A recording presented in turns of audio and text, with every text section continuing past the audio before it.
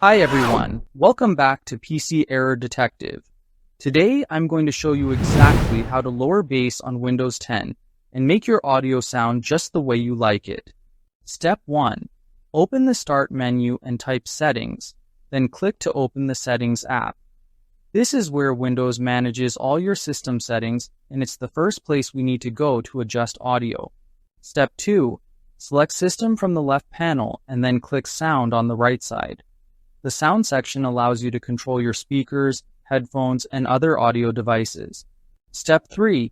Scroll down and click More Sound Settings under the Related Settings section. This opens the classic sound control panel where we can access advanced audio features. Step 4.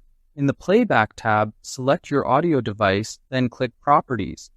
This lets you manage all the enhancements and settings for the device you are using. Step 5. Go to the Enhancements tab, make sure Disable All Enhancements is unchecked, then check Bass Boost. Click Settings to adjust the frequency and boost level as desired, and click OK to save your changes. This is how you can lower or control the bass on your system. Thanks for watching, and don't forget to subscribe to PC Error Detective for more helpful Windows tutorials.